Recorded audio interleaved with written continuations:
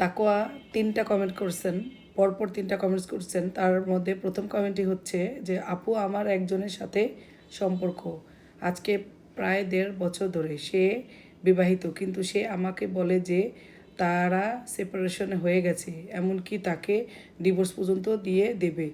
এরকম মিথ্যা বলে আমার সাথে 1.5 বছর শারীরিক সম্পর্ক করছে এরকম।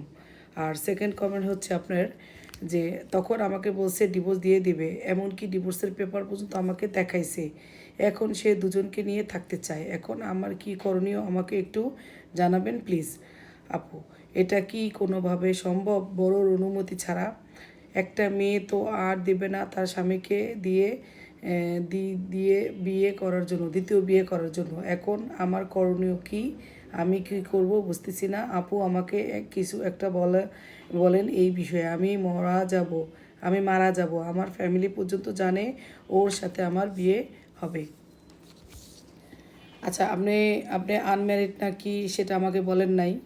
হয়তো আপনি আনম্যারিড এবং একজন বিবাহিত পুরুষের সাথে আপনি রিলেশন করছেন।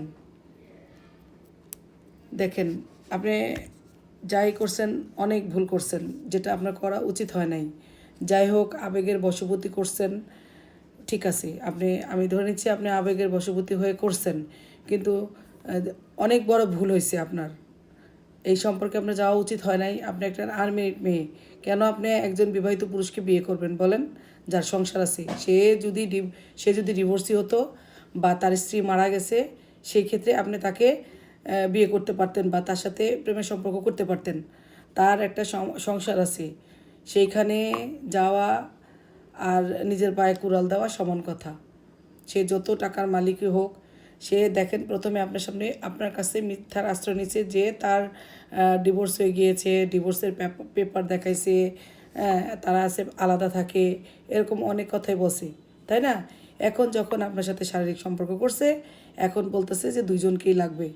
তো এই লোকে নিয়ত কিন্তু আস্তে আস্তে চেঞ্জ করতেছে। তার মানে কি, এখন আপনি বিয়ে করেন নাই, যেই মুহূর্তে আপনি বিয়ে করলেন আপনি ফেসে গেলেন। আপনার আর কোনো রাস্তা থাকবে না বের হয়ে যাওয়ার। একটা কলঙ্কের বোঝা মাথায় নেবেন। এখনই আপনি কনফিউজ, তাকে বিয়ে করবেন কি করবেন না, তাই না? বিয়ের পর চিন্তা করেন, তখন আপনি পস্তাবেন যে আমি কি করছি, কেন করছি। আপনি এই চিন্তা আপনি মাথা থেকে সরায় দেন। এখনই চিন্তা করতেছেন মারা যাবেন, কেন মারা যাবেন কেন? বাবা মা সন্তান তৈরি করছে কি মারা যাওয়ার জন্য?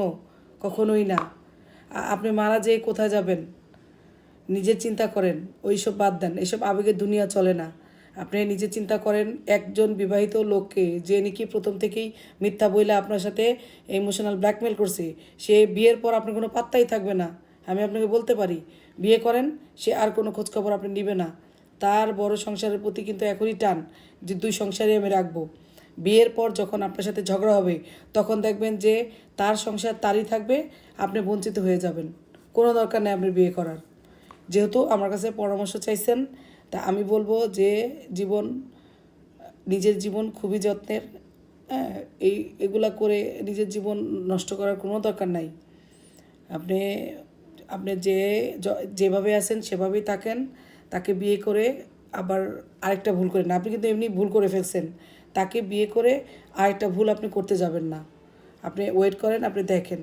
আপনি যদি আপনি তাকে শর্ত দেন যে তাকে ডিভোর্স দিয়ে সম্পূর্ণ ফ্রেশ হয়ে যদি আসতে পারো, তাহলে আমি তোমাকে বিয়ে করব, আর নয় করব না। বাদ দিয়ে দেন, এই জুতা দিয়ে আপনি বাদ দিয়ে দেন। সে যেহেতু তার ফ্যামিলি ছাড়তে পারবে না, আপনার ওখানে যেয়ে লাভ নাই। মামলা মোকদ্দমা অনেক ঝামেলা হবে। সে স্ত্রী বা বড় বউয়ের পারমিশন ছাড়া বিয়ে করবে, এটা একটা মামলার ঝোঁক। যেই মুহূর্তে বউ জানবে যে সে আরেকটা বিয়ে করছে, বউ যায় আদালতে মামলা করবে। অথবা দেখা গেছে যে আপনার সাথে ঝামেলা হলো, আপনি বিয়ে করলেন, বিয়ে করার পর আপনার সাথে তার দ্বন্দ্ব লেগে গেল, তখন আপনি দৌড়াইতে আদালতের কাঠগড়ায় যেতে। বড় বউ, এই জামাই, এই ঝামেলা, এগুলোর প্যারা অনেক অনেক। আপনার কোনো দরকার নাই। আপনি একজন আনম্যারিড পার্সনকে বিয়ে করেন। আমার মনে হয় ওইটাই আপনার জন্য ভালো হবে। বাকিটা আপনার ইচ্ছা। আমার যেটা মনে হলো আমি সেটা বললাম। ধন্যবাদ।